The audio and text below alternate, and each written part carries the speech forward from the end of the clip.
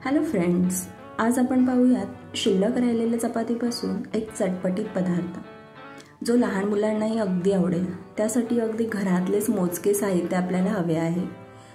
चला तर मग रेसिपीला सुरुवात करूयात। त्यासाठी एक मध्यम आकाराचा कांदा उभा चिरून घेतलेला आहे। कांदा असा मोकळा करून घ्यायचा आहे। त्यानंतर आपण त्यामध्ये काही मसाले ॲड करू।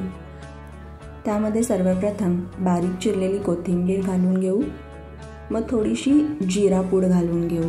एक अर्धा चमचा जिरे पूड आपल्याला यामध्ये घालायची आहे। थोडेसे लाल तिखट आणि एक पाव चमचा आपल्याला ॲड करायचा आहे चाट मसाला। असे हे सर्व इन्ग्रेडियंट्स आपल्याला हळूवारपणे मिक्स करून घ्यायचे आहे। चला तर मग स्टफिंगची तयारी करू। त्यासाठी 2 मध्यम आकाराचे बटाटे उकडून किसून घेतले होते।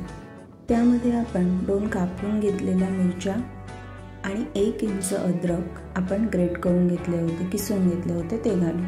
राहिलेली सर्व कोथिंबीर आपण त्यामध्ये घालून घेऊ। मग त्यामध्ये काही मसाले ॲड करू। अर्धा चमचा जिरेपूड, अर्धा चमचा चाट मसाला आणि पाव चमचा आपल्याला लाल तिखट घालायचे आहे आणि चवीनुसार मीठ। हे सर्व इन्ग्रेडियंट्स आपण असे बटाट्याला छान चोळून घेऊ।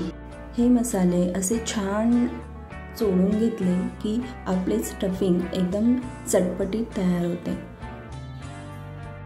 हे असे चटपटीत बटाटा स्टफिंग आपले रेडी झाले आहे। आता आपण नेक्स्ट स्टेप करूयात। त्यासाठी मी एक चपाती घेतली आहे।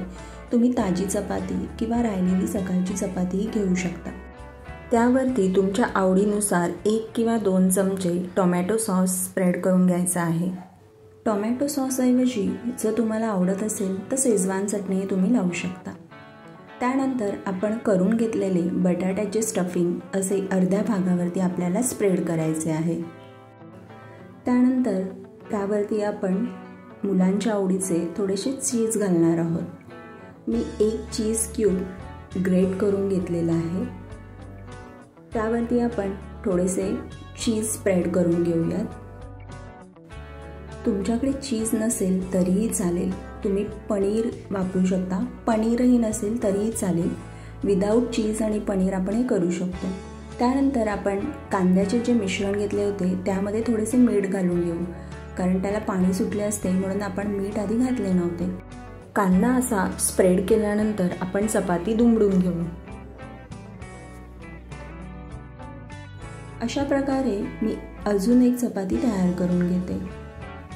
असा हा चपातीचा झटपट आणि चटपटीत तयार होणारा नाश्ता तुम्ही एकदा नक्की करून बघा आणि मला कमेंट करून सांगा।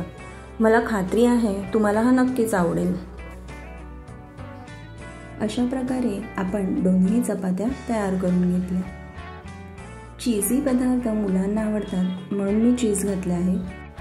जर तुम्हाला चीज आवडत नसेल तर तुम्ही ते अवॉइड करू शकता। अशा ह्या दोन्ही चपात्या आपल्या रेडी झाल्या आहेत।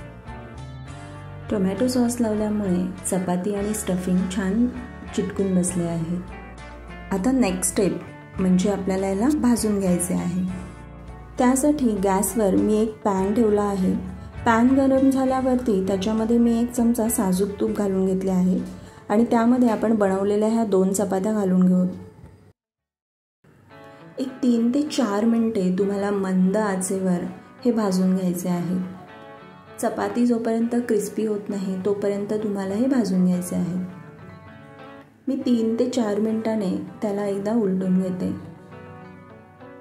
तुम्ही बघू शकता त्याचा कलर चेंज झालेला आहे। अशा पद्धतीने आपण दुसरी बाजूही छान भाजून घेऊ। मी थोडेसे अर्धा चमचा तूप अजून घालत आहे। एक 3 ते 4 मिनिटाने मी पुन्हा एकदा चेक करत आहे। अशा पद्धतीने आपल्याला ही चपाती भाजून घ्यायची आहे। असे या पद्धतीने अजून एक 2-3 मिनिटं मी याला भाजून घेते। असा हा नाश्ता तुम्ही एकदा नक्की करा आणि मला कमेंट करून सांगा। हा करायला अगदी सोपा आहे। तुमच्याकडे जर पोळ्या असतील तर तुम्ही अगदी 15 मिनिटांमध्ये हा रेडी करू शकता। अशा प्रकारे मी याला एका प्लेटमध्ये काढून घेते। असा हा नाश्ता एकदम क्रिस्पी आणि टेम्पटिंग दिसत आहे. पिझ्झा कटरच्या साहाय्याने किंवा चाकूच्या साहाय्याने तुम्ही याला कट करून टिफिन बॉक्समध्ये पॅक करू शकता. असा हा नाश्ता तुम्ही नक्की एकदा ट्राय करा आणि मला कमेंट करून सांगा कसा झाला होता तो. आणि अशाच झटपट आणि पटपट होणाऱ्या रेसिपीजसाठी माझ्या चॅनेलला लाईक, शेअर आणि सबस्क्राईब करा. Thank you for watching. Bye bye.